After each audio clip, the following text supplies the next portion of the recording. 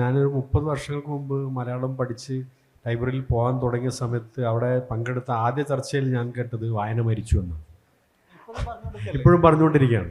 അപ്പോൾ വായനക്കാരും പ്രസാധകരും എഴുത്തുകാരും ഈ തർക്കത്തിൽ ആശങ്കാകുലരായിരുന്നില്ല. അതുകൊണ്ടാണ് ഇത്രയും കാലം മുമ്പ് വായിച്ചതിനേക്കാൾ ഇരട്ടി ആളുകൾ വായിച്ചുകൊണ്ടിരിക്കുന്നത്.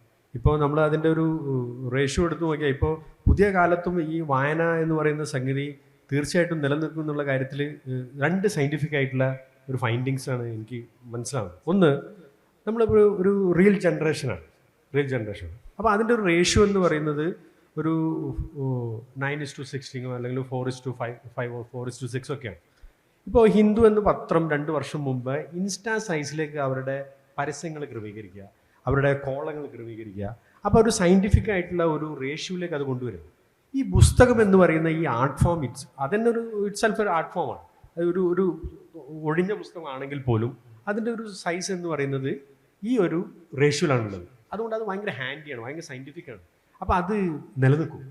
അപ്പോൾ അതുകൊണ്ടാണ് നമ്മളിപ്പോൾ ടാബിൽ വായിക്കുന്നതിനേക്കാൾ കൂടുതൽ, ഓൺലൈനിൽ വായിക്കുന്നതിനേക്കാൾ കൂടുതൽ പുസ്തകങ്ങൾ ആളുകൾ വായിക്കുന്നത്. അപ്പോൾ പുസ്തകത്തിൻ്റെ വിപണിയുടെ ഒരു കണക്കെടുത്താൽ തന്നെ നമുക്കത് മനസ്സിലാവും. ഇപ്പോൾ ഇവിടെ ഇരിക്കുന്ന ആളുകളുടെ തന്നെ പുസ്തകങ്ങൾ മുമ്പ് ഈ തലമുറയിൽ ഇതേ പ്രായത്തിൽ എഴുതിയിരുന്ന ആളുകളെക്കാൾ കൂടുതൽ കുറഞ്ഞ സമയം കൊണ്ട് വിറ്റുപോകുന്നു എന്നുള്ളത്, വായിക്കുന്നുണ്ടോ എന്നുള്ളത് രണ്ടാമത് കാര്യമാണ്. പക്ഷേ വായിക്കാനുള്ളൊരു ടെൻഡൻസി അവിടെ ഉണ്ട് എന്നുള്ളതാണ്.